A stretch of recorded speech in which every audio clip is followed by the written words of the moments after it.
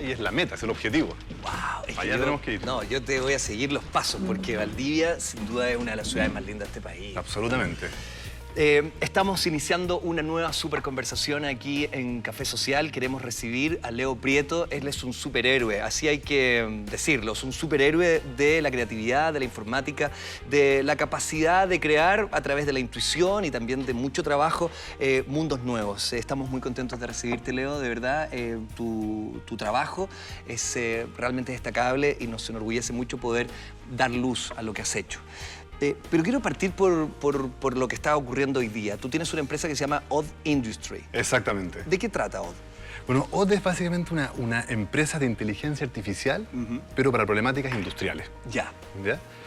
Trabajamos con grandes industrias en sus problemas más complejos y partimos eligiendo las industrias menos digitalizadas a las cuales la inteligencia artificial puede ayudarlas más.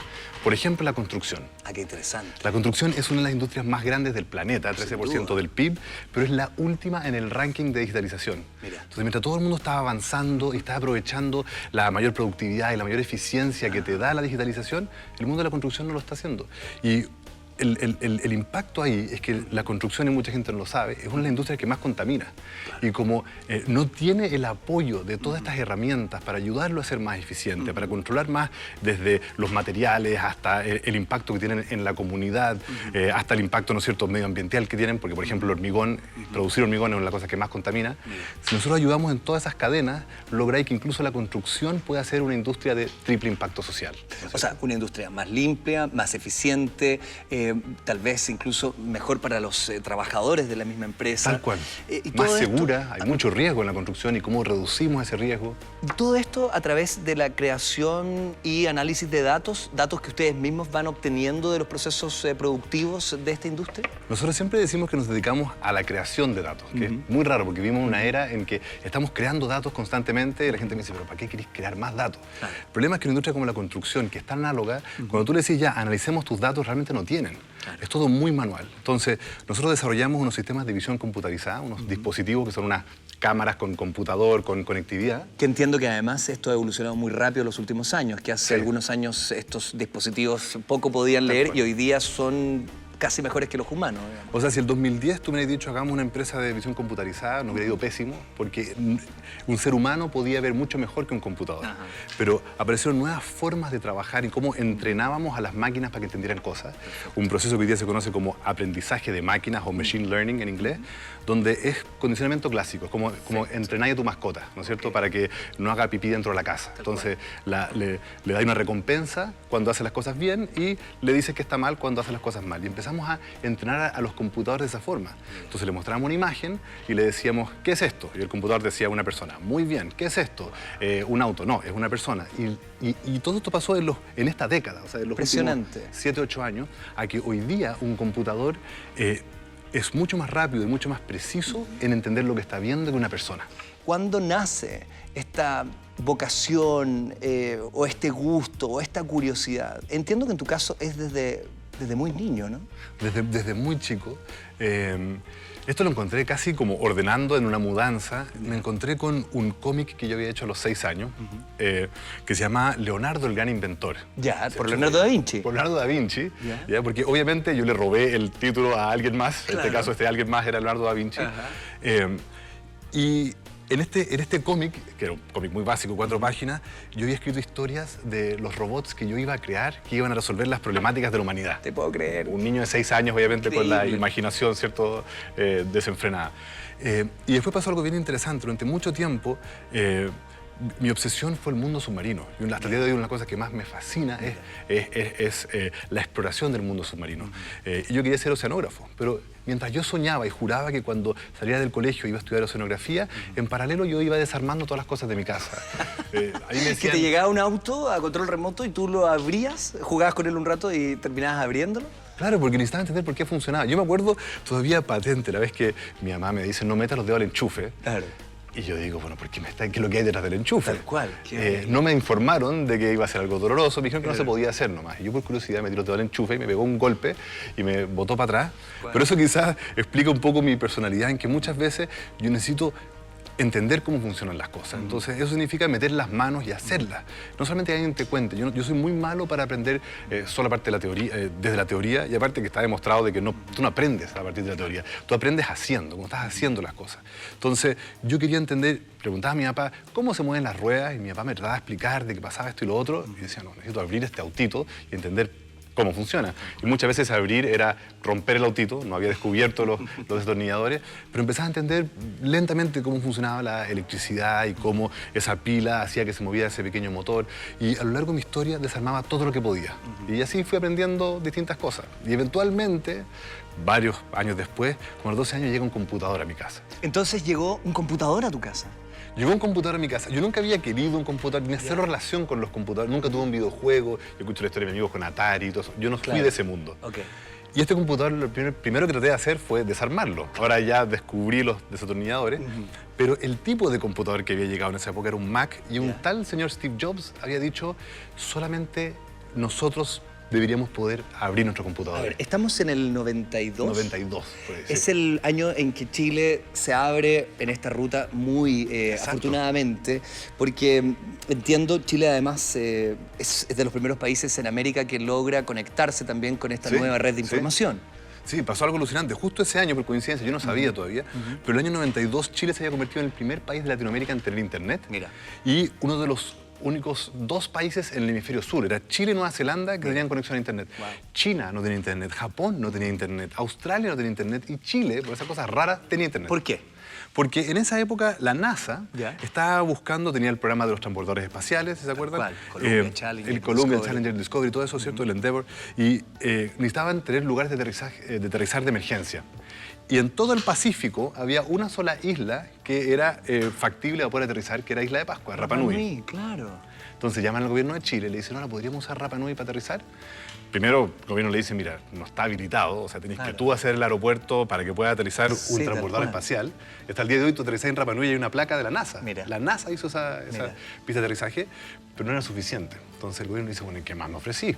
Y la NASA dijo, mira, tengo esta cosa, no sé si te sirve, se llama Internet, ¿te interesa? puedo creer. Y por esas como accidentes del destino, Chile fue uno de los primeros países del mundo en tener internet. O sea, había menos de 1 millón de personas en internet y Chile era parte ya de ese mundo. Y entre esos, ustedes con tu familia fueron, ya tenías un computador, pero acceder a internet era otra cosa. ¿Cómo lo hiciste? Al año siguiente, o sea, primero llega este computador, trato de abrirlo, no puedo abrirlo porque necesitaba un destornillador espacial. Termino odiando este computador porque no podía mirar lo que había dentro, entonces me vi forzado a meterme al software. Y en esa época tú podías ver el código y meterte al código y empezaba a cambiar un par de palabras en el código y ver qué pasaba con un juego, por ejemplo. Y ponía mi nombre en los créditos de un juego o ponía mi cara dibujada con píxeles en la final de otro juego. Y empecé a ver que a mis amigos eso los emocionaba. Entonces ese era mi principal gatillante. ¿Qué edad teníamos acá? 12 o 13 años. Estamos hablando antes de Windows, antes de todos los sistemas operativos amigables, ¿no? Estamos hablando de la pantalla oscura en esa época. No, yo tenía la suerte que usaba Mac. Claro. Bueno, y por eso no podía abrirlo, porque este señor Steve Jobs había creado un tornillo especial. Pero ya tenía interfaces gráficas, podía hacer más cosas. Entonces, simplemente este como apoyo de mis pares, viendo que esto era choro para mis amigos, era como mi motivación. Nada más, era, oye, puedo hacer cosas acá que sorprende al resto. Y así empecé a enseñarme a programar, modificando cosas y viendo cómo eso cambiaba las cosas. Y tuve la suerte que Chile... ¿cierto? Llega Internet a Chile, el año 93 se empiezan a repartir cuentas entre los alumnos de la Universidad de Chile, que fue el primer lugar donde llega Internet, y empieza a salir en los diarios, ¿cierto? Los alumnos de la Universidad de Chile tienen acceso a Internet. Y dije, bueno, quiero entender lo que es esto. Entonces, puedo contar esta historia porque han pasado ya más de 20 años, pero me conseguí una de esas cuentas de la universidad de forma relativamente irregular y empecé a navegar en este mundo, que ese sí era árido, fondo negro, letras blancas o verdes y un montón de códigos. Y el internet era muy chico, no podías hacer mucho. ¿Ya? De hecho, tengo en mi casa un mapa de la internet, porque era tan chica la internet que tú podías hacer un mapa. Y saber dónde estaban todos los puntos donde estaban estas conexiones. Es alucinante tu curiosidad, ¿no? Esa curiosidad que manifiestas desde muy niño y que luego en cada tecnología va generándote una nueva ventana ansiosa, pero creativa al fin. Y entiendo que en ese recorrido tú creas ya, pasado unos pocos años, tu primera empresa, ImageMaker, si no me equivoco. Exactamente. ¿Cómo? El año 95, entonces pasé entre el 93 y el 95 haciendo lo mismo que hacía antes, abriendo las cosas, moviéndolas un poco, con el autito control remoto, daba vuelta a la pila y veía que el motor ahora giraba en dirección contraria. Claro. Con el código del software hacía lo mismo, cambiaba algo y veía qué pasaba. Entonces, por suerte, la Internet fue creada con protocolos abiertos. Y esa es la razón por la cual yo también promuevo tanto la inteligencia colectiva, de que compartamos nuestras ideas, que compartamos nuestros logros y lo que creamos. La Internet, o la web más bien, fue creada de la misma manera. Entonces yo podía mirar el código de una página, yo podía entender cómo funcionaba un servidor. Claro. Entonces un día, de entender cómo funcionaba, dije, ¿sabes qué? Quiero hacer mi propia página, no solamente modificar un poco. Veamos si puedo crear una desde cero. Y cállate la tontera, lo que más me costó era decidirme sobre qué hacer la página. Y no sabía sobre qué hacerla. Claro. Y al final decidí crear una empresa con la única razón, una empresa ficticia, para crearle una página web a esta empresa ficticia. Perfecto, perfecto. Y creé... ¿Y qué era lo que ofrecía esta empresa? Bueno, entonces le inventé el logo a la empresa, le inventé el sitio web a la empresa y rellené un poco de texto. Y no sabía, así como cuando tenéis que rellenar, ¿qué está pongo acá? Y no sabía qué poner ahí en el texto. Y dije, bueno, ImageMaker Studios es una empresa que hace logos y páginas web. Si estás interesado, llame acá. Solo para rellenar. Claro. Tenía 15 años, estaba en segundo medio en el colegio, subo esta página de internet, muy orgulloso. Y al día siguiente me llega un email. Y ya que te llegara un email... Para, esto con cero expectativa. Cero expectativa. Era básicamente tu Nadie manera de sabía. entrar en este proceso. Y algún curioso rápidamente entró y te encontró. Se la comenté, lo publiqué en un par de chats de IRC en esa época, los más nerds entenderán de lo que estoy hablando, pero no más que eso. O sea, de alguna forma alguien llegó a esta página y me mandó un contacto. Y era el gerente general de una empresa de telecomunicaciones que existe hasta el día de hoy. Y me decía, mira, hemos visto tu página web, quisiéramos contratarlos para que hagan nuestro sitio web. Estamos hablando del año 95, cuando nadie tenía página web, cuando Yahoo está naciendo, Amazon estaba a punto de nacer, Google ni siquiera existía, ¿para qué hablar de la Wikipedia? Todo. Claro. O sea, que una empresa chilena que hiciera una página web ya era dentro de los pioneros del planeta. Claro. Y esa como arrogancia adolescente que tú decís, mira, hice esta página en 3 días, ¿qué tan difícil puede hacer la página a un cliente? Sin saber lo que estaba haciendo le respondí y le dije, acabo de ver mi agenda y veo que el viernes tengo tiempo. Te puedo creer, qué divertido. Y terminé yendo a ver a este cliente, el cliente me termina contratando. ¿Y se cerró un contrato?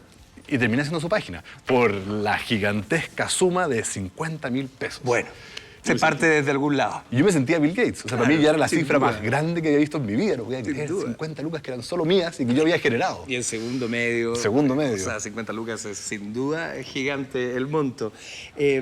Ya, esta historia duró 10 años. Por accidente, entonces, me convertí en uno de los pioneros de la industria de Internet. Yo no sabía lo que estaba haciendo. Claro. Y cuando miré para atrás, me di cuenta que fui de los primeros en crear una empresa de Internet en América Latina. Mira. Y que también mirando para atrás, en esa época yo no sabía que Argentina no tenía Internet, yo no sabía que Brasil no tenía Internet. Hoy día miré para atrás y decía, wow, fuimos de los primeros en el planeta. Entonces lo que estábamos haciendo para esta empresa de telecomunicaciones o para quien fuera, fueron de las primeras experiencias que habían en el mundo.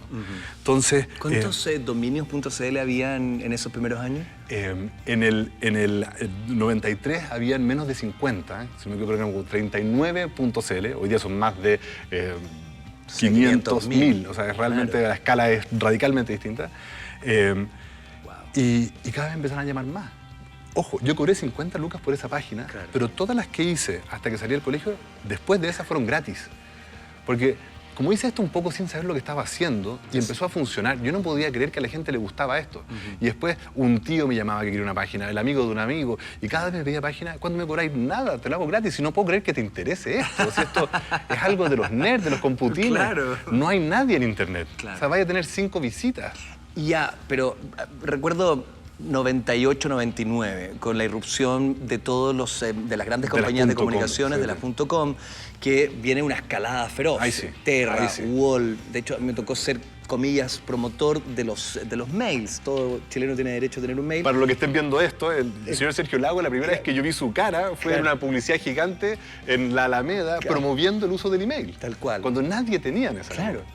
No, y era una cosa muy rara todavía en esos días. Pero ya había un mundo y había clara constatación de que Internet no era solo un pasatiempo, sino que era una ventana para las comunicaciones y para las maneras de hacer comportamiento y acciones en este planeta, ¿no? Claro, que el potencial era evidente, pero nadie podía predecir de que se iba a cumplir el potencial. Es como la inteligencia artificial, que hablaremos de eso más adelante, pero la inteligencia artificial que estamos viendo hoy es muy similar a la Internet en los 90. La expectativa era muy grande, pero no habían usuarios, la tecnología no estaba todavía ahí, pero ya sentíais de que esta red de redes, que cualquier persona en cualquier rincón del planeta, sin regulación, podía conectarse, que cualquiera podía crear un sitio web y crear una nueva empresa en Internet y crear un nuevo servicio. O sea, todos estaban muy entusiasmados con el potencial. Un nuevo paradigma acerca de todo, finalmente, el lenguaje, las comunicaciones. Tal cual, conectando el mundo sin barreras. O sea, un solo idioma. Era bien fascinante. Un solo idioma hablando de código, ¿no es cierto? Que juntaba todo. Y eso también obviamente afectó mis estudios universitarios, porque yo cuando salgo del colegio, o sea, en el colegio cada vez más gente me pedía este servicio, entro a la universidad y me pasaba lo mismo. Yo corría de una clase a una reunión con un cliente. ¿Estudiaste diseño? Estudié diseño industrial, que para mí era más similar a la interacción digital que otro tipo de... O sea, yo quería entender cómo la gente interactuaba con objetos, que es lo que hacíamos en el mundo digital. Entonces, finalmente, yo decido renunciar a la universidad, no continuar con mi estudio y enfocarme 100% en esto. Y ahí esta empresa como ficticia que partía a los 15 años se convierte en una empresa real. A los 19 años ya era una empresa inscrita, legalmente constituida. ¿Trabajabas con más gente? Todavía era yo solo. Me acuerdo que arrendé una oficina, le invité a un amigo que fuera mi socio para que me ayudara con los temas como de relación con clientes. A mí me gustaba el código, ¿cierto? Y crear los productos y que alguien más se dedicara a la relación con los clientes. Y me acuerdo que arrendamos la primera oficina que nos costaba 220.000 pesos de arriendo mensual y teníamos 180.000 pesos en la cuenta. Es decir, no teníamos ni siquiera plata para pagar el primer mes de arriendo. Pero tenéis que tomar esos riesgos, es decir, o hacemos que esto funcione o hacemos que funcione. Entonces, yo traté de tener la mayor cantidad de reuniones posible, contarle a todo el mundo que yo hacía esto, como amplificar esta historia. Y un poco por accidente, de repente, me terminan llamando de un banco. Y ese banco me invita y me dice, oye, estamos cerrando la licitación. Si alcanzáis, tenéis que presentarle ya directamente al directorio. Porque más encima estará tan raro que era como, a ver, el directorio quiere saber en qué se trata todo nos vamos a meter. ¿En qué nos estamos metiendo? Y gran parte del directorio decía, niñito, tú no entiendes. Porque yo les decía, y vamos a crear esta plataforma bancaria. La gente va a hacer transferencias, la gente va a tomar crédito. Me decía, es que usted no sabe el valor que tiene la firma, la relación cara a cara. Y yo le decía, sí, lo entiendo, pero que esto te da otras cosas. Por suerte, la mayoría de ese directorio, de ese banco en Chile, dijo, démosle, hagámoslo. Y para nuestra fortuna se convirtió en las primeras plataformas bancarias en Internet del mundo. Nuevamente, yo me enteré esto después, que estábamos creando transferencias electrónicas cuando ni en Estados Unidos tenían transferencia electrónica. 2 o 3 años después yo voy a un viaje a Estados Unidos, me invitan en Nueva York a una gran agencia, le cuento lo que estábamos haciendo en Chile y el gallo se le cae la cara y me dice, dame un segundo, voy a buscar a mi equipo, mete a todo el equipo. Esta era una agencia con todos los premios que te puedas imaginar, que trabajaba con las marcas más grandes del planeta. Y yo decía, perdona, ¿por qué te sorprende? Y me dice, en Estados Unidos no tenemos esto. Y esas fueron las primeras veces que yo dije, wow, desde Chile podemos hacer cosas que sean pioneras en el planeta. Porque nos criamos con esta idea del guatón copión, que Chile trae las buenas ideas de afuera y imita nomás. Y que generamos una economía muy básica de la explotación de los recursos naturales. A ver, pongamos un poquito, antes de seguir con tu historia, esta situación de Chile. Uno de los primeros países del sur del mundo que tiene Internet. ¿Eso cómo fue escalando en términos de las posibilidades de la gente para establecer conectividad? Hoy día Chile tiene un rango también muy positivo. Entiendo que el volumen de chilenos que maneja una cuenta de Internet o que maneja a través de un dispositivo es casi el 100%, si no me equivoco. Sí, exactamente, es casi el 100%. Es muy difícil saber exactamente cuánta gente lo usa, pero los indicadores oficiales de la Subtel, ¿cierto?, del gobierno, es que ya hemos superado el 80%, estamos llegando al 85%, indicadores de 2017, es decir, probablemente ahora ya estamos sobre el 90-95%. Y si estamos hablando de toda la población, estamos dejando fuera a los niños que están gateando, ¿cierto?, y a los abuelitos que ya quedaron fuera. Entonces, para todo caso práctico, todo Chile está conectado. Somos 17 millones de habitantes y hay casi 20 millones de conexiones. Es decir, hay más conexiones a Internet que habitantes en Chile. Durante mucho tiempo tuvimos una gigantesca ventaja por sobre todo el continente en números absolutos. Somos un país chico, entonces eventualmente Brasil iba a tener más usuarios que nosotros, Argentina también, y eso ya pasó. Pero en números relativos seguimos siendo los punta de lanza. Y es por eso que cuando escuchamos que algún tipo de dispositivo se prueba en el mundo, Chile siempre se transforma en un una suerte de pequeño laboratorio, ¿no? Acá muchas cosas se testean, muchas cosas se transforman en una... Chile se transforma como en un lugar donde muchísimas de estas nuevas tecnologías deben pasar para entender cómo pueden abrirse a mercados más grandes, ¿o no? Yo pasé mucho tiempo peleando en Chile por la brecha digital, por acortar esa brecha digital. Tenemos una brecha social, tenemos desigualdad, cosas que tenemos que trabajar sobre ella. Y yo estaba convencido de que acortar la brecha digital iba a ayudar en la igualdad, ¿no es cierto?, y ayudar a cortar esta brecha social. Hoy día, por suerte, esa brecha digital ya está casi completamente resuelta. O sea, hemos logrado ir cerrando esa brecha digital y a raíz de eso nos ha hecho convertirnos en uno de los países más digitalizados del planeta. Entonces, muchas veces este es un mercado de prueba para nuevas tecnologías. Pero al mismo tiempo, como fuimos de los primeros países con tener internet, la Universidad de Chile o la Federico Santa María o la Universidad Católica o la Universidad Austral en Valdivia, salen de estas universidades personas que son realmente de los mejores del mundo manejando estas nuevas tecnologías. Hay un ranking que se llama Hacker Rank, porque los hackers no son solamente los piratas informáticos, es un término para los computines son en los general. capos, digamos. Son los capos, Claro. exactamente. Los curiosos que quieren ver hasta dónde puede llegar la tecnología. Y en Hacker Rank nosotros tenemos el primer lugar de toda América Latina y el segundo lugar de toda América en cuanto a el nivel de nuestro talento informático. O sea, tenemos el mejor talento. Entonces, cuando tú escuchas que en Chile se logró esto que no existe en el mundo, que a veces nos cuesta creer, hay que creérselo. Hoy día está ocurriendo. Está ocurriendo. Y está pasando. Bueno, de hecho, tú eres uno de estos ejemplos. A ver, entonces, esta primera empresa se acaba, pero creas otra automáticamente. Muy rápido defines un nuevo objetivo, Firewire, ¿no? Exactamente. ¿Cuál era el objetivo, a diferencia de tu primer emprendimiento con esta nueva Lo más divertido es que casi todos mis emprendimientos termino llegando a ellos un poco por error. El primero no lo planeé tanto, nunca dije voy a ser un emprendedor y mucho menos un empresario. Yo no tenía idea para dónde iba, no conocía el término emprendedor, pero terminé haciendo eso, creando una empresa, creando empleo, teniendo clientes. Y después de un rato como que sentí que se me había escapado un poco las manos y no era la empresa que yo quería tener. Decido venderla porque mucha gente cree que es como la historia del éxito. Vendió la empresa, logró su objetivo. Tú me preguntaste a mí, yo le hubiera dedicado 100 años si pudiera a esa empresa. Y nuevamente experimentando, yo escuchaba todas estas historias. Muchos de los entrevistados que han venido acá, ¿no es cierto? Cosas alucinantes pasando en Chile. Bueno, a mí me pasaba que cada vez que hablaban de tecnología en los medios, hablaban de lo que pasaba en el hemisferio norte. En Japón se inventó esto, en Silicon Valley se logró esto, en Europa se hizo esto. Y yo decía, pero oye, yo me paseo por Providencia y escucho emprendedores haciendo cosas alucinantes y nadie habla de eso. Para mi fortuna, esta era la época de los blogs, la época en que estamos pasando de que pocos controlaban los medios, ¿cierto? Y pocas personas tenían una voz, a que de repente se empezaba a masificar la posibilidad de poder comunicar y poder difundir cosas. Entonces, yo que ya tenía un blog hace tiempo, empecé a escribir estas noticias, sin ser periodista, sin saber nada del mundo de los medios, pero gracias a que vivimos en una era en que es muy fácil poder prototipar una idea. Bueno, veamos si esto funciona. Nuevamente, sin ninguna ambición. Yo no quería crear un proyecto de impacto mundial, sino que simplemente quería que estas historias se conocieran. Entonces empecé a contar las historias de mis amigos y en esta época ya me invitaban a dar charlas por toda América Latina, entonces iba a Bogotá, empezaba a conocer el ecosistema de Bogotá, iba a Ciudad de México, iba a Buenos Aires, a Brasil, empecé a entender lo que estaba pasando y empecé a contar las historias de América Latina. Impresionante. Y un poco por accidente, ese proyecto que parte sin ninguna ambición, que se llamaba Firewire, ese blog, se terminó convirtiendo 5 años después en el blog en español más influyente del planeta. A ver, el blog en español más influyente del planeta. ¿Esto tiene que ver con la cantidad de comentarios y de publicaciones que ustedes subían? No, hay una organización en España que hace un ranking del nivel de influencia que tiene un medio. Es decir, cuánto lo citan los otros medios, cuánto lo usan como pauta o como referente al momento de hablar de algo. Entonces, lo más divertido de esto es que durante mucho tiempo ninguno de nosotros en todo el equipo era periodista.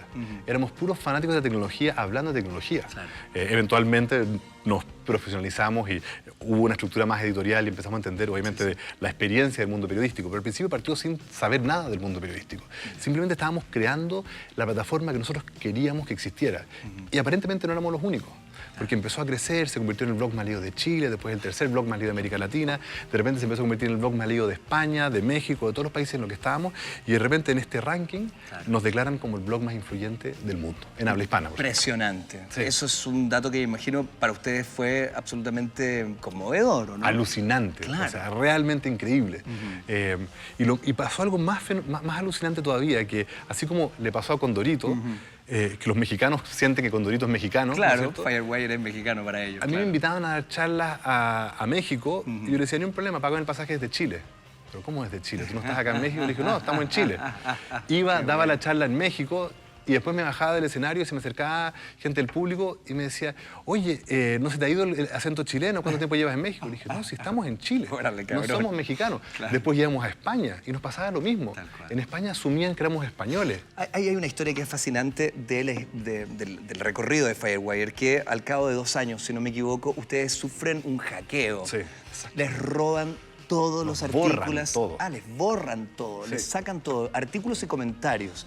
Pero unido a este suceso vuelve esta fe por esta suerte de apertura, de mundo abierto de Internet, esta cosa colaborativa. ¿Es cierto que los mismos usuarios le devolvieron el contenido a Firewire? Absolutamente. Yo soy un firme creyente y si buscan en YouTube, la mayoría de mis charlas son sobre inteligencia colectiva. O sea, yo realmente creo de que está este fenómeno de inteligencia artificial, donde las máquinas vienen a apoyarnos con sus capacidades sobrehumanas, pero al mismo tiempo ya tenemos la capacidad de colaborar y sumar nuestras mentes para resolver problemas de una forma que no podíamos antes. Y ese fenómeno a mí me gusta resumirlo como inteligencia colectiva, todos trabajando juntos y cada uno sumando un poco. Wikipedia es el ejemplo más sencillo de la inteligencia colectiva aplicada, ¿no es cierto? Entonces, cuando yo creo Firewire, yo lo creo bajo los mismos principios, que en el mundo de la tecnología venían hace tiempo, el código abierto, el software libre. Era un mantra de la nueva cultura de la Internet. Exactamente. Las empresas antiguas de tecnología trataban de guardar todo su código secreto y que nadie lo viera. Las nuevas empresas de tecnología empezaban a liberar su código para que todos lo pudieran usar. Entonces, cuando yo creo Firewire, lo creo bajo los mismos principios. Empiezo a decir, cualquiera puede usar nuestro contenido. Las decisiones eran colectivas. O sea, hasta si queríamos cambiar el logo o crear una nueva sección o cambiar el diseño, yo invitaba a la comunidad. O sea, no eran nuestros lectores, era nuestra comunidad. Nosotros siempre hablábamos de que nosotros creábamos comunidades de comunidad, personas. bien recuerdo, editaba, proponía, Exacto, comentaba, exacto. Podía definir también hasta la estética muchas veces Todo. de la página. Y lo lindo era que ellos mismos se sentían dueños de lo que estaban haciendo, porque si ellos opinaban en el logo y después terminábamos tomando su opinión, después ellos eran nuestra campaña de marketing. Le contaban a todos sus amigos como, oye, anda a ver este Ese logo sitio. lo hice yo. Ese logo participé yo. Entonces, nosotros nos gastamos 0 pesos en marketing y logramos ser el blog más influyente y uno de los más alto tráfico del mundo sin gastar en marketing. ¿Por qué? Porque involucrábamos a toda nuestra comunidad en lo que hacíamos. Y por lo mismo, cuando un grupo de vándalos, porque no son hackers, se dan cuenta, bueno, insisto, este proyecto yo lo partí con 0 ambición. Entonces, la primera plataforma, todo el primer código, todas las primeras cosas, las hice yo. Y las hice yo un poco jugando. Entonces, hoy día les puedo contar esta historia con un poco de vergüenza, pero la clave de administrador de Firewire era Bill Gates. No era una clave compleja con millones de caracteres. Tal cual. Era una clave un poquito riéndonos, ¿cierto? Nunca pensamos que a nadie le iba a interesar esto. El problema es que después el proyecto creció y a mí se me olvidó cambiar esa clave. Y un tipo probando alternativas entra por ahí, no era muy difícil, pero termina borrándonos todo. Y lo lindo era que como nosotros habíamos liberado todo nuestro contenido mucha gente lo había tomado y lo había usado en la revista de su colegio, claro. y lo habían repartido por todos lados. Entonces, después ellos mismos nos ayudaron a devolvernos ese contenido. O sea, el hecho de que nosotros habíamos liberado lo que hacíamos, hacía de que, de alguna forma, Firewire fuera inmortal. Porque aunque desapareciera Firewire, lo que habíamos hecho con Firewire iba a seguir existiendo en otros lados. Eso es muy alucinante y es un paradigma, como bien dices tú, del mundo de Internet, de la nueva manera de hacer las cosas, que se choca permanentemente con otros sistemas mucho más cerrados. Hablas de haber creado un medio de comunicación sin ser periodista. ¿Cómo observas, desde tu experiencia y del éxito de Firewire, lo que pasa con los medios tradicionales de comunicación? ¿Crees que hay ahí una ventana cerrada que necesita urgentemente liberarse? Mira, tenemos ejemplos por todo el mundo de medios de comunicación que han sabido adaptarse. Periódicos que hace en Estados Unidos, que hace 5 años estaban quebrando, estaban hipotecando su edificio y que hoy día están siendo más rentables que nunca, que han sabido cambiar y entender su nuevo rol en este mundo en que tú ya no eres papel o cierto FM o televisión, sino que todos estos medios se mezclan muchísimo. En un mundo digital no hay tanta distinción. Yo soy bastante crítico de todo el modelo de televisión digital, ¿no es cierto? De que nos demoramos mucho tiempo en definir cuál es el protocolo de televisión digital y todavía estamos tratando de implantar la televisión digital y yo he escrito columnas tras columnas diciendo basta de televisión digital. ¿Para qué? Lo que necesitamos es Internet. No tenemos que seguir pensando en radio, en papel, en televisión y en Internet. Todo hoy día es digital. Que tú consumas Internet en tu televisor es algo distinto. Yo creo que el televisor nunca va a dejar de existir porque es un dispositivo colectivo, lo vemos entre todos.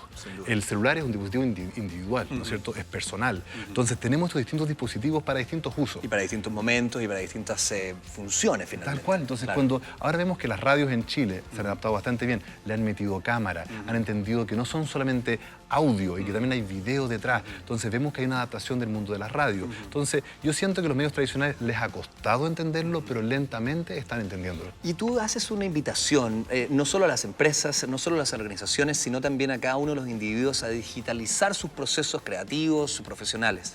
¿Por qué hoy en día es tan importante entrar en esa dimensión? Para quienes hoy día sienten que no, que quieren mantenerse en un espacio más artesanal o más cerrado. ¿Por qué hoy día tú crees que el camino sigue siendo esta vía digital?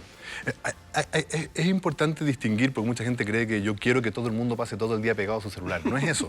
De hecho, yo cada vez estoy más consciente de la cantidad de tiempo que le dedico a mis pantallas. Yo entro a mi casa y dejo el celular en la entrada. Ya no paso todo el día por la casa, ¿cierto? Claro. Entonces, tenemos y lo logras, que aprender, lo logro, sí. Mira. Muy bien, o sea, es un hábito, se va desarrollando y decides desconectarte en un momento. Pero al mismo tiempo, la digitalización nos ayuda nuevamente, como decía antes, a igualar un poco, a emparejar la cancha. Nos ayuda a contaminar menos, a tener un impacto medioambiental menor. Cuando hablas de emparejar la cancha, ¿a qué te refieres? Me refiero a que, como decía, por ejemplo, en el caso de los medios, antes muy pocos tenían una voz, ¿cierto? Y generalmente los más poderosos tenían la capacidad de poder... monopolizar el diálogo. Exactamente, esa es la palabra, diálogo. O sea, definir de qué terminábamos hablando. Hasta el día de hoy, la portada de un diario en un kiosco, aunque no lo compré, genera un poco la conversación que va a suceder en un contexto de personas. Por supuesto. De repente ahora todos podíamos hablar y por mérito, si tú hablabas bien o tenías algo interesante que decir, como le pasó a Firewire, de repente podía tener una audiencia mayor que la que tenía un medio tradicional. Hasta el día de hoy hay youtubers chilenos que individualmente tienen mayor audiencia que cualquier canal de televisión, que cualquier diario, cualquier radio. Claro, entonces,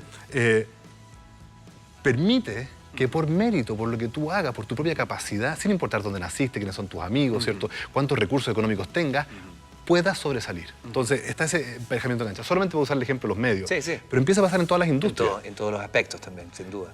¿Por qué las 5 empresas más valiosas del mundo hoy día en progresión bursátil son todas empresas digitales, empresas de tecnología? La mayoría de ellas no existía hace 20 o 30 años. Facebook no existía hace 20 años.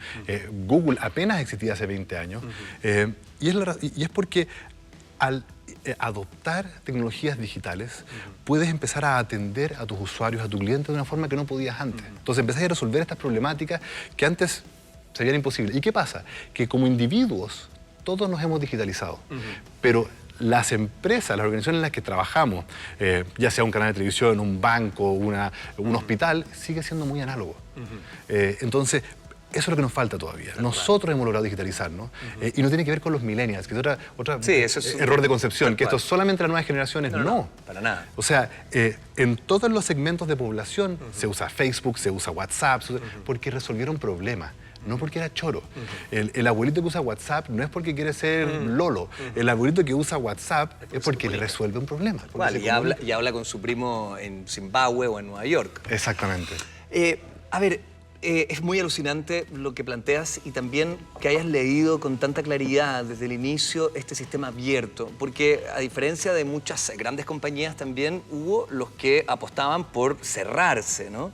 Tú ponías el ejemplo de Wikipedia, que versus la biblioteca o la enciclopedia británica, hay una lucha ahí conceptual tremenda. Pero ya, ok, era la enciclopedia británica, una cosa con una tradición, pero hay empresas tecnológicas que también apostaron por estos sistemas cerrados. Y de pronto aparece Linux, que genera también un nuevo mundo, ¿no? Exactamente. ¿Por qué no me explicas cómo se va desarrollando esta batalla entre corporaciones, algunas cerradas y otras abiertas, y qué es lo que terminó ocurriendo? Y que eso es bien interesante. Hasta hace mucho tiempo, hasta hace no mucho tiempo, quiero decir, patentar algo que fuera de tu propiedad, que nadie más lo pudiera usar, que tuvieran que pagarte si usaban tu invención o tu idea, era la forma de garantizar el éxito económico. De hecho, el modelo capitalista tradicional decía que la competencia era la única forma de lograr progreso económico, que la competencia era la única forma de poder fomentar la innovación, de que la competencia era la única forma de beneficiar al consumidor. Y hoy día nos estamos dando cuenta de que la colaboración, que parecía algo muy socialista, termina siendo tremendamente capitalista. Que la forma de beneficiar al consumidor, que la forma de empujar la innovación, que la forma de hoy día ser más rentable y tener crecimiento económico es colaborando, es trabajando juntos. ¿Tú puedes colaborar con tu contrincante? Con tu competidor, claro, ¿Cómo? porque compites en un ámbito, pero colaboras en otro. Por ejemplo, el ejemplo que tú diste de Linux. Linux nace en los años 90, un sistema operativo que, al igual que la Wikipedia, cualquiera podía aportar código, ¿cierto? Sistemas operativos... Libremente. Libremente, ¿cierto? En la Wikipedia tú tienes que saber leer y escribir y tener acceso a Internet para poder aportar. Es decir, un niño o niña de 6 o 7 o 8 años apenas puede hacerlo, ya es un aporte para la Wikipedia. Entonces la británica obviamente se ríe y dice, oye, nosotros somos puros doctorados en Cambridge, en el norte de Europa, nosotros no vamos a estar compitiendo con estos niños de 7 o 8 años. Sí. Hoy día la Wikipedia es inmensamente más grande y múltiples estudios han demostrado de que es tan precisa como la británica. Entonces, estos modelos en que todos colaboramos son tremendamente precisos. Al principio pensaban todo el mundo que esto iba a ser un desorden, un caos. Especialmente la expectativa que tenemos del ser humano, ¿cierto? Era de que lo iba a vandalizar, ¿cierto? Y no pasó eso. El ser humano, cuando se le dio esa libertad, creó algo tan maravilloso como la Wikipedia. Y con Linux pasó lo mismo. Un sistema operativo donde cualquiera podía colaborar. Y las empresas tecnológicas tradicionales, los que hacen Windows, por ejemplo, Microsoft, empezó a decir también, esto no es una amenaza. Pero al principio decían que era un cáncer, ¿no? De hecho, empezó a crecer tan rápido y de forma tan descontrolada que la declaración de Microsoft en su momento fue, Linux es un cáncer. Porque no sabían un poco cómo diagnosticar qué le estaba pasando al mundo. Tal cual, y además en este sistema abierto que era absolutamente lo contrario que ellos habían sostenido y planteado, ¿no? Esta cosa de como de cofradía, nosotros con nuestros técnicos. Exactamente. Versus este mundo abierto en Donde que una cualquiera persona puede aportar. en Pitrufquén puede estar aportando un código. No, y eso es lo más lindo, que en Pitrufquén, por ejemplo, siempre ha habido gente con talento. Eso es bien interesante, que es parte de la razón por la cual soy tan optimista de la etapa que estamos viendo en la humanidad. El talento siempre ha estado distribuido en el planeta, pero la oportunidad nunca estaba distribuida. Entonces podías tener un potencial premio Nobel en Pitrufquén, pero como estaba en Pitrufquén y no estaba en Londres, probablemente nunca hubiera sido descubierto y nunca hubiera logrado nada, ¿no es cierto? Entonces se perdía un poco esa tremenda capacidad. Hoy día la Internet ha ayudado a democratizar eso.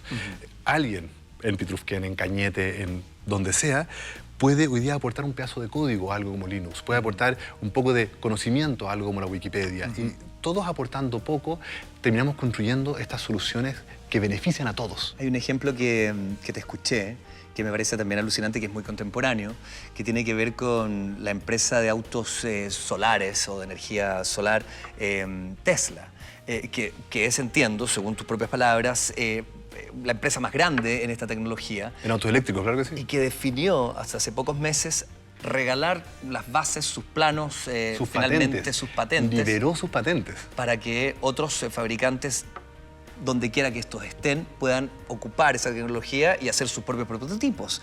Eso es fantástico. O sea, yo me imagino a Henry Ford haciendo esto, digamos, ¿no? En ese minuto. Y va totalmente en contra de lo que tú pensáis que es lógico. Oye, pero si mi ventaja es mi patente, ¿cómo se lo voy a regalar yo para que mi competidor pueda usar mi patente libremente? Cuando tú estás tan seguro de tu capacidad, cuando estás tan seguro del impacto que quieres generar, ¿qué le pasó a Tesla? Tesla dijo, yo soy el único que está apostando por conducción eléctrica. Todos tienen iniciativas un poco tímidas. Grandes empresas de automóviles sacan un modelo y lo sacan en pequeños mercados y con pocas unidades. Entonces Tesla decía, si realmente quiero generar este cambio, lo que Tesla quiere hacer no es solo ganar plata. No, porque ya plata tienen. Quieren tener sustentabilidad económica, pero su motivación es realmente eliminar, ¿cierto?, las emisiones en los vehículos, resolver el problema de movilidad, pero eliminando la gasolina, ¿cierto?, y las emisiones de dióxido de carbono, claro. Tal cual. Entonces ellos dijeron, solo no lo podemos lograr. Y llevamos peleando solo 10 años y esta cosa no estamos viendo. ¿Sabes qué más? Acá están mis secretos, úsenlos para que aceleremos este fenómeno, pero yo estoy tan seguro de que yo voy a seguir ofreciendo el mejor producto posible, que aunque yo te regale esto y colaboremos, ¿cierto?, acá, vamos a seguir compitiendo y la gente va a terminar comprándome a mí porque yo tengo un producto mejor. Una de las grandes preguntas y también de las ideas fuerza o los lugares comunes que existe hoy en día es que vamos a estar sometidos por este robot tipo Odisea al espacio, ¿no? Claro, HAL 9000. Claro, que nos puede incluso dañar. ¿Qué crees tú acerca de la inteligencia artificial y esa tesis tan fatalista finalmente? Bueno, yo llevo varios años, yo diría los últimos 7 más o menos, trabajando con inteligencia artificial. Fue lo último que estábamos haciendo en Firewire, ¿cierto? Y la razón por la cual no me entusiasmaba tanto en Firewire era porque en Firewire estábamos usando la inteligencia artificial para que tú pasaras cada vez más tiempo leyendo Firewire. ¿Cuál era el indicador de éxito para tener los resultados económicos positivos? Era cómo hago que no pases 1 minuto leyendo Firewire, sino cómo hago que pases 5 minutos, 10 minutos, 1 hora. Y cuando me di cuenta que estaba en el negocio de la adicción, de cómo hago a la gente más adicta a mi servicio, empezó a perder un poco el encanto. Y aparte que un poco esta problemática de que nadie hablaba de los proyectos en Latinoamérica había desaparecido. Ahora ya todos estábamos hablando de eso. Entonces, para mí fue como el indicador de cerremos esta etapa, pero la inteligencia artificial y lo que ya estábamos haciendo con machine learning, con aprendizaje de máquinas, para entender un poco cómo hacer un mejor producto, un mejor servicio, empecé a ver a qué otras oportunidades o a qué otros lugares podíamos llevarlo. Y así un poco llegamos a la construcción y a los procesos industriales. Porque hay muy poca inteligencia artificial siendo aplicada en estos lugares y el impacto que puede tener es muy positivo. Generalmente el ser humano lo que no entiende le da susto, le da miedo. Le teme. O sea, la diferencia la aborrece. Claro. Y eso es entendible. O sea, yo no critico a la gente, a todos nos pasa eso, porque es parte de estamos codificados genéticamente de esa manera. Nuestro instinto es sobrevivir, ¿no es cierto? Si venimos algo que viene hacia nosotros y no sabemos lo que es, mejor correr. No quedarnos parados hasta que descubrimos de que no era una amenaza. Pero a lo largo de la humanidad eso ha pasado siempre. Y con la inteligencia artificial está pasando lo mismo, especialmente cuando la ficción, ¿cierto? La ciencia ficción nos ha mostrado siempre Matrix y Terminator, ¿cierto? Y Black Mirror, todo lo mal que puede pasar con la tecnología. Pero cuando miras todo lo bueno que puede pasar con la tecnología y la inteligencia artificial, es imposible no ser optimista y no enamorarse de eso. Por ejemplo, la inteligencia artificial puede ser usada efectivamente para controlar a los seres humanos, para dominarnos y para destruir la humanidad. Es cierto, esas para cosas mover pueden elecciones, pasar. por ejemplo, que ese es uno de los temas que más se ha discutido en los últimos años. Que han sido usos muy negativos, ¿cierto? De cómo se han manipulado los algoritmos de Facebook. Y también es un poco responsabilidad de estas empresas de decir, tenéis que predecir cuáles son los usos que se le va a dar a tu tecnología. No puedes llegar a inventar una pistola y decir, oh, qué interesante, mira, no sé qué van a usar con la pistola, dejémosla encima de la mesa y veamos qué pasa. No puedes. Tenés que tratar de entender qué inventaste y qué va a pasar con esa pistola. La pistola obviamente es un objeto dramático porque probablemente todos los usos que sucedan con la pistola no hay ninguno que sea bueno. Pero el celular es otro caso. El celular puede ayudar, por supuesto, a que un criminal desde la cárcel pueda mandar a matar a una persona, pero un celular también puede ayudar a salvar una vida. Entonces, ¿es culpa de la tecnología, del celular o qué uso le damos? Según yo, es culpa siempre de la humanidad. Somos nosotros responsables del uso que le damos. Cuando la gente dice, es culpa del celular que paso todo el día pegado. No, señor, no, señora, es culpa suya pasar todo el día pegado al celular. Sin duda Einstein no creó todo lo que creó pensando que iban a hacer una bomba atómica con su obra, digamos. No es Einstein el que generó algo negativo, sino fue el uso que se le dio a esa tecnología en ese caso. Exactamente. Y la energía nuclear, y todavía creo, tiene muchos usos muy positivos. Volviendo a la inteligencia artificial pasa lo mismo. Podemos usar la inteligencia artificial en usos bélicos y militares y ser totalmente destructivos y terminar destruyendo el planeta por completo, o podemos usar la inteligencia artificial para resolver grandes problemas. Por ejemplo, las enfermedades cerebrales, ¿cierto? El Alzheimer o el Parkinson, todavía entendemos muy poco el cerebro. Nuestra capacidad para encontrar soluciones al Parkinson o al Alzheimer todavía nos superan, pero la inteligencia artificial nos puede ayudar a acelerar esos descubrimientos y realmente encontrar soluciones a grandes problemáticas. La alimentación. La alimentación. O sea, estuvimos conversando con alguien que ha hecho de la inteligencia artificial un camino muy interesante con respecto a aquello. Tal cual. Entonces, el caso de Matías con The Not Company es eso. ¿Cómo podemos usar la inteligencia artificial para resolver los problemas de alimentación en la humanidad, ayudando a alimentar a toda la humanidad de la forma que espera ser alimentada, pero reduciendo el impacto negativo sobre el planeta? ¿Cómo no vas a amar la inteligencia artificial si el potencial es ese? Entonces, el mismo caso es lo que hacemos nosotros. Usamos la inteligencia artificial para problemáticas donde lo que estamos logrando es este triple impacto. Sustentabilidad económica, tenemos una empresa con buenos resultados económicos, sustentabilidad medioambiental, ayudamos a que estas empresas tengan un menor impacto medioambiental porque ayudamos a reducir el consumo de recursos, ayudamos a reducir el nivel de desecho. Imagínate que en una construcción el 90% del desecho es de escombro que no se puede reciclar y termina en un vertedero. Entonces, si yo ayudo a reducir eso, estoy ayudando en toda la cadena a reducir esos impactos. Y finalmente, el impacto social, directamente con el bienestar de los trabajadores, ¿no es cierto?, reduciendo el riesgo. O sea, industrias como la construcción, te equivocas y el potencial es que puedes morir o perder un dedo. O sea, hay un riesgo real. Claro. Entonces, si yo ayudo a reducir ese impacto, ayudo a que esa persona tenga menos riesgo, pero al mismo tiempo, cada construcción, mientras está sucediendo, está impactando su comunidad, su barrio. ¿Cómo hago a que ese edificio tenga menor impacto en su entorno también? Entonces, la inteligencia artificial te ayuda a resolver todos estos problemas, ayudar a que estas empresas, estas industrias, que les ha costado mucho, logren resolver estos problemas. Hoy día, por ejemplo, estamos trabajando con imágenes satelitales y con forestales y estamos ayudándolas a controlar el problema de los incendios forestales, de la tala ilegal. En Chile es un problema, pero en lugares como el Amazonas es un problema más grande aún y no están logrando frenar la tala ilegal y cómo se destruye, ¿cierto?, la biodiversidad y el ecosistema, ¿cierto?, del Amazonas, pero con inteligencia artificial hoy día podemos ayudar a resolver esos problemas. Entonces, ¿cómo no enamorarnos? Pero ahí aparece otro tema, que son los datos. La inteligencia artificial solo funciona con datos. Y los datos pueden ser un camino muy amplio y también el dato solo no nos sirve. Hay que saber analizarlo, hay que saber cómo observar los datos, ¿no? Exactamente. Tú puedes cometer grandes errores. O sea, los sistemas de inteligencia artificial te dan la respuesta a lo que tú le preguntas.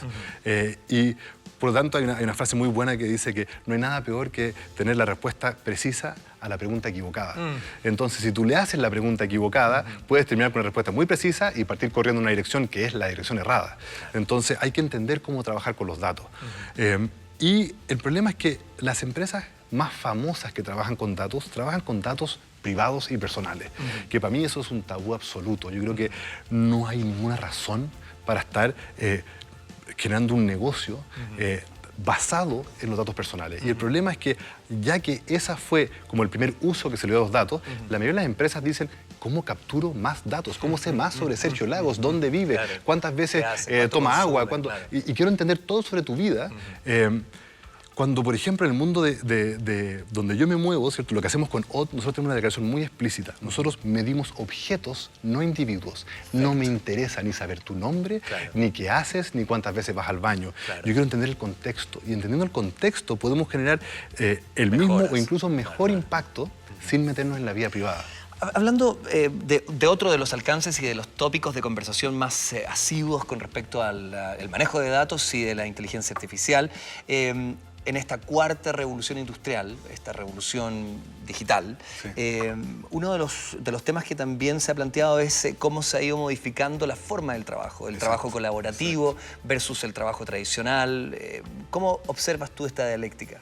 Por un lado está esta palabra muy linda que es la economía colaborativa, ¿cierto? Donde cualquier persona, por ejemplo, puede ofrecer su casa y arrendar una cama, una pieza, ¿cierto? Y compites ahora con el modelo de hotelería, donde cualquiera puede, de alguna forma, arrendar como si fuera un hotel. Mismo caso un poco de los servicios como Uber, donde cualquiera puede ofrecer su servicio como taxi, ¿no es cierto? Pero también pasa este lado negativo. Suena muy linda la economía colaborativa, pero ¿qué pasa con la precarización del empleo? ¿Qué pasa con que esa persona ahora es un independiente que está ganando por minuto, que está ganando por lo que trabajó ese mes? Claro. La realidad es que siempre ha habido de cierta manera una precarización en el empleo. O sea, estamos preocupados de cosas cuando antes las personas tenían cero control sobre su empleo, ¿cierto? No tenían ninguna seguridad de que iban a mantener ese trabajo, no tenían ninguna seguridad de que iban a tener una carrera en esa empresa, que lo podían despedir. La empresa tenía malos resultados este año y lo despedían al día siguiente. Entonces, nunca ha sido tan estable el mundo laboral como para que esto sea algo que sea tan dramático. Está cambiando el mundo laboral, tenemos que cambiar la regulación para entender cómo está cambiando, pero yo siempre digo, es tan precario como un emprendedor. Los emprendedores, cuando tú te independizas, creas tu propio proyecto y quieres llevar a cabo algo, suena muy lindo, eres tu propio jefe, pero estás sufriendo todo el día para hacer que eso resulte y nadie garantiza que el próximo mes vas a funcionar.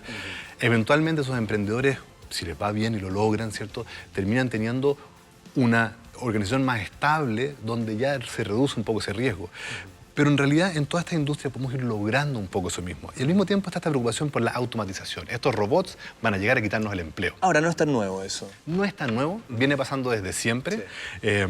Hay un ejemplo que me encanta, que es uno de los empleos que el reloj despertador terminó a principios de este siglo, hace no tanto tiempo. ¿Matando al gallo? Había una pega, ¿ya?, en Europa, quizás en Chile también, pero hay documentación sobre este tipo de trabajo en Europa, que era el señor despertador. ¿Ya? Por ejemplo, en Inglaterra tú le pagabas unos pocos peniques a una persona que se despertaba a las 5 de la mañana e iba puerta por puerta despertando a la gente. Mira.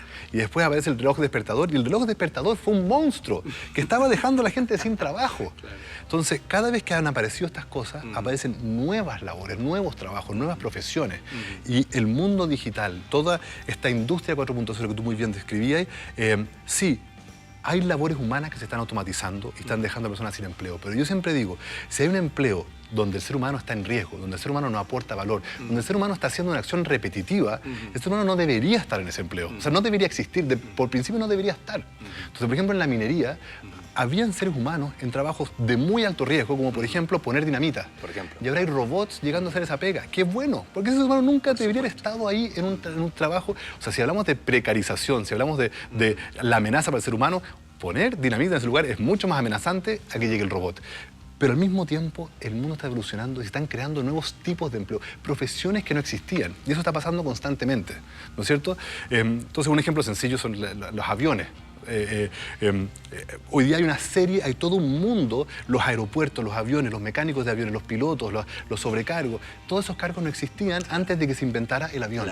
Y el ser humano está constantemente inventando cosas nuevas. Entonces, cada vez que yo escucho al ministro del Trabajo, cada vez que escucho a alguien diciendo preocupémonos de cómo las máquinas nos quitan los empleos, la verdad es que hoy día hay una falta de mano de obra, tanto en los lugares más mecánicos y repetitivos como la construcción o la minería, y hay una falta de mano de obra en los trabajos más sofisticados como la ciencia, ¿cierto?, la medicina o la tecnología avanzada. Entonces, hoy día tenemos otro problema. Nos faltan humanos que hagan las cosas.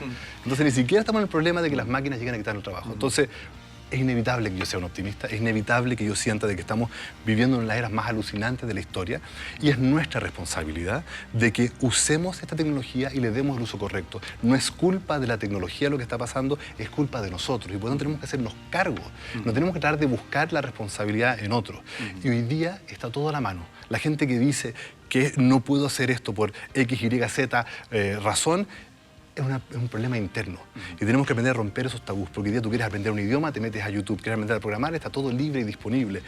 Las cosas están ahí, se está logrando esta nivelación de la cancha, y tenés que hacerte cargo y tenés que aprovechar estos beneficios. Estoy convencido, ojalá que así sea, que sigamos empujando al mundo en la dirección correcta. Yo cada vez que llega el momento de cerrar estas conversaciones, sin duda que creo más en la capacidad de los humanos, creo más en la capacidad de creativos como tú, que de una u otra manera, en general, con una llama de optimismo y con muchísima fuerza y con mucho trabajo, logran hacer tantas cosas como la que tú has hecho, Leo. Muchísimas, muchísimas gracias por ser parte de este Café Social. Nos alegran tus buenas nuevas y estamos seguros que vamos a seguir escuchando de ti y de tus quehaceres durante muchísimo tiempo. Muchas gracias por todo, Leo. Muchas gracias, Sergio, y gracias por este espacio mostrando de que esto no solo pasa en Silicon Valley y en Japón, sino que desde Chile estamos haciendo cosas que tienen un impacto para todo el planeta. Todos somos responsables del mundo que queremos tener. Vamos hacia allá entonces. Confía, cree y échale para adelante. Nos vemos dentro de muy poco en un nuevo Café Social. Gracias. Te pasaste, Leo, todo bien. Buenísimo.